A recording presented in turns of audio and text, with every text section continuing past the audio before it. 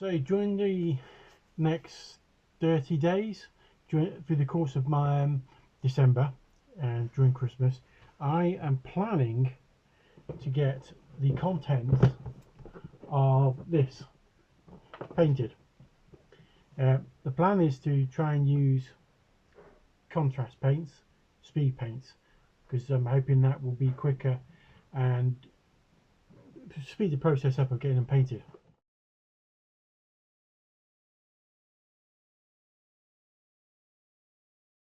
So the first thing we need to do is bust this open and have a look at the figures that are in the box and on all the ball game pieces that I plan to paint over the next 30 days. So we have the HeroQuest box. This is the new version of the game, the one by Avalon Hill and Hasbro that came out about a year ago, I think.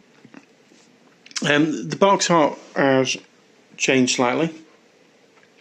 It's an updated version of the original box art. Logo still the same. Contents of the actual game hasn't changed much. In reality, it's still the same game that came out in the sort of late 80s, early 90s. What they've updated is the artwork and the miniatures, and then the sort of game peripherals, the actual game rules and how the game works has stayed the same. I'll just flip the box over. So as you can see, it hasn't actually changed that much. The miniatures have changed. They've updated the miniatures to make them look more modern. And the card artwork and stuff like that has changed. The board's pretty much the same. And again, like I said before, the game works exactly the same. And let's get the box open and have a look at everything that's inside. So the miniatures come in these. Start again. So the miniatures come in these, and these sort of small little boxes, and it's a pull-out sleeve, so you get the artwork from the box cover on them, and inside is this big plastic tray of miniatures.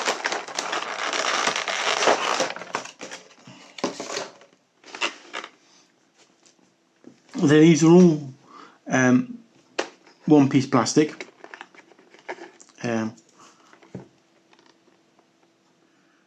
Some of these are some elements of them are a bit bendy. On the whole, they're pretty solid piece of plastic, nicely detailed. No sort of flash.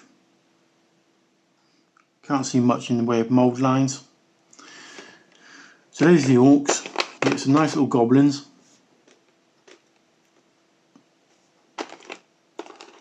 You get the old trusty skeletons. And as you can see, they're very similar to the originals. The sculpt's been updated, but in sort of look, I mean, the original skeleton held a big scythe like this as well, so they've kept it fairly, in keeping with the original design of the game.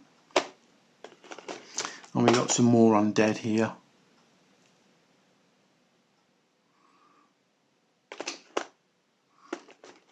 Some more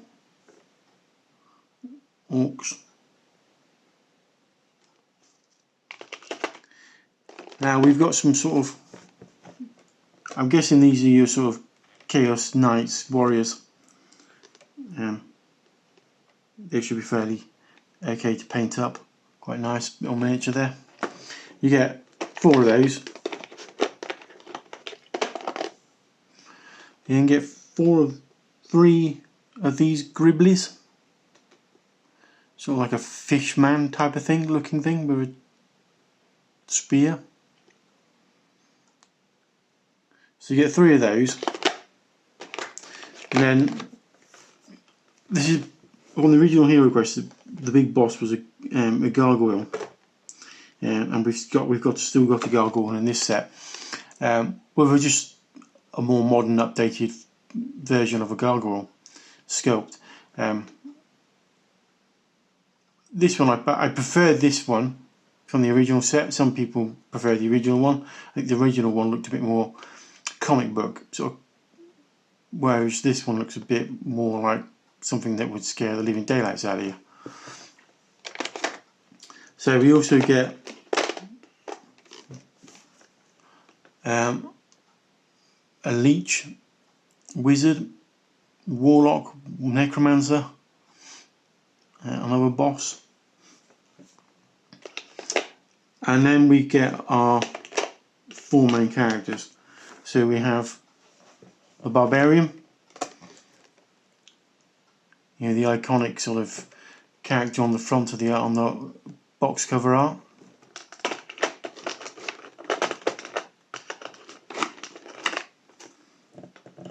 Dwarf warrior, a big massive axe.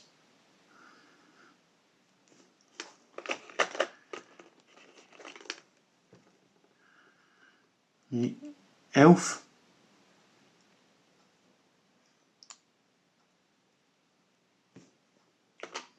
And finally, magic user or wizard, sorcerer, with quite a nice little staff there. So those are the main sort of components of miniatures. You know, you've got you've got your bad guys, and then you've got your characters that people play with. It's also the dice. Dice haven't changed. The dice are exactly the same, just a newer design. Let's remove those to one side and get the next tray. Again, the tray comes with the box cover art, and in this tray, this is all of the dungeon furniture and the doors. So you get 2 types of doors, one that's open and one that's closed. You don't get many of the closed ones, about 5 of the closed ones, and the rest are open. But those would be quite nice to get them painted. Those will get painted up really quickly. Also in here we get your character sheets, fairly standard. Quite a nice thick pack of them. All the essential cards that are required, and then we have the furniture. So the first one out, the bookshelf.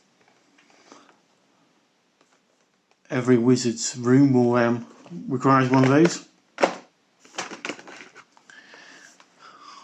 Not quite sure what's in that one, that shelf. It's got 2 doors on it. Could be anything. A second bookshelf. These are quite solid pieces of plastic. They're not bendy or anything. They're a good sturdy piece of kit. If anyone's ever had the Mantic terrain crates, it's a very similar material. It's quite sturdy. It's going to be, you know, it's not going to get damaged very easily. So we have a what's it called now? It's a tomb. And that lid comes off, and you could put stuff in there quite easily. We then have a fireplace. But my plan is to get all of these painted up first. Then we have some chests. We get 3 of those.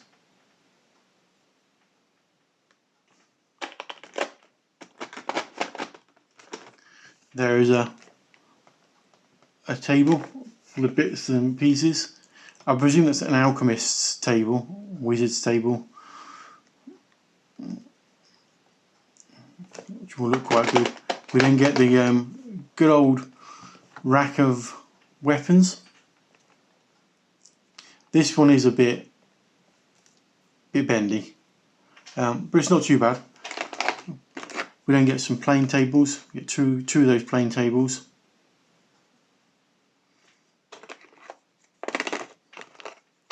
There's a throne or a chair. Like I said, the material is very similar to Mantic's terrain crate. So if you've got any of the sort of terrain crate dungeon stuff, you could quite easily use it on the HeroQuest board, which is what I plan to do. I've got quite a bit of it myself from when I got the Mantic crazy train crate earlier this year. So that will get used. And then we have what looks like an altar, candlesticks. That looks like the equivalent of what you would find in a church Bible or something like that, or in a temple. So that will paint up nicely. Could do quite a nice object source lighting with a painting, or can make some light coming off the candles onto the book. And then finally we get these skeleton heads, and so it's like human skulls and creature skulls. Oh, and not forgetting these little rats to put around. They must come in. They must be an adversary. They must do something within the game rather than just as decoration. Not quite sure until I start playing. Anyway, those are the miniatures. The board hasn't changed. It's the same, essentially the same. It's it's the rooms, and then you just use the parts of the board for whatever adventure or module, whatever you want to call it, game session that you plan to play. Now there are some counters. We get the the Game Master's board. In there, that gives you all of the stats and information that you will need at hand when you're running the game. We then got various tokens. So we've got stairs, skull. All of these are like elements to use within the game. They're quite thick. It's quite a thick card, so that's quite sturdy. And then we have our two books. We have the rule book with the wizard on the front, and this is quite comprehensive. It's not too difficult to read through and learn. And I suspect there are plenty of videos on YouTube that tell you how to play the game to speed up the process of learning. But that gives you all of the rules you'll need to play the game.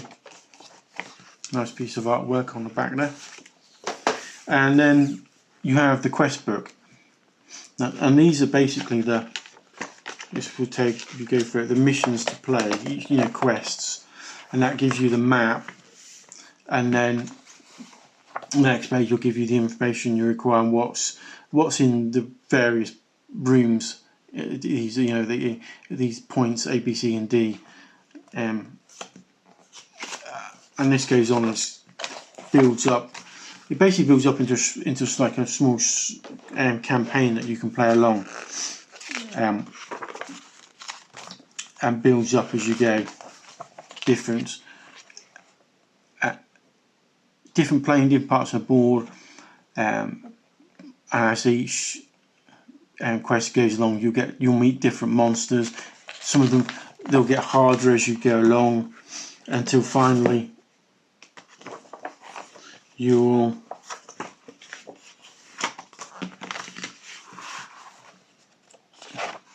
get to meet the sort of bigger monsters and the bigger bosses. Now at the back there is a blank for you to design your own, layouts. You can photocopy that or scan print, and then likewise it's got this page here as well with all different elements you can add for creating your own adventures. So you put all these elements out onto your board to work out how what's going to be in each of the rooms. And then finally you get a rundown of the different monster types within the core set. Now there are expansions for this game. There are several out already, and those expansions bring in more quests, a new campaign for each expansion. But what it also does is introduce new monsters and new bits and pieces for the game. So there'll be new treasure and stuff like that. Anyway, that's basically what's in the box. And I thought I'd just do an unboxing in this episode, a quick unboxing, nothing too spectacular, just to kind of show you what's in there. But this vlog isn't really about the game, it's about getting the miniatures and the game board pieces painted up over the next few weeks. So my plan is to get this set painted first, the furniture, because that should be fairly quick and easy, especially sort of like plying through these. The plan is to probably use contrast paints or speed paints to get this done, and I'm hoping most of this can be done in 1 or 2 sessions, sat down painting, because it shouldn't be that difficult. The aim is to get these sort of grey with a wash, and then picking out some bits and pieces on there, like the tops up here, maybe doing that in like a bronze or something like that to add a bit of colour into the doors, and then with the closed ones be similar, and then painting the wood and metallics on the doors, on the hinges and then the door handles, and that'll be it. The aim is to get those done quick and easy. And the same with things like these, the tables. It's using contrast paints, get the wood painted, get those painted in metal strips, quick dry brush, and done.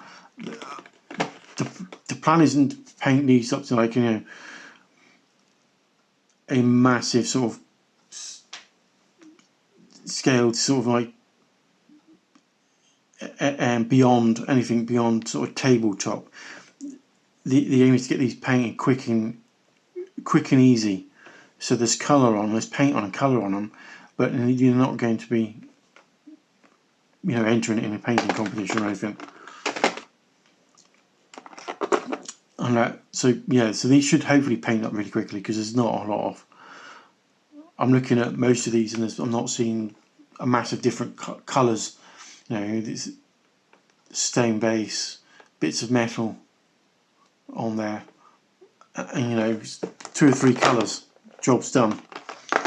I might put a bit of OSL on that one, go a little bit above and beyond. There's if you can see it, there's like a cloth page marker that'll be painted in a bright colour like a red or something.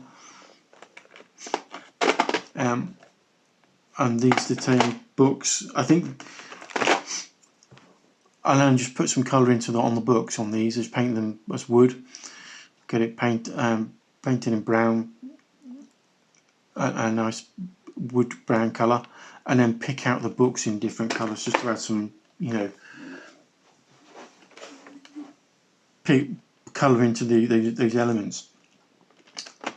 So anyway, that's the plan, is to get that done first and then move on to the miniatures and get those painted. And again, the aim isn't to do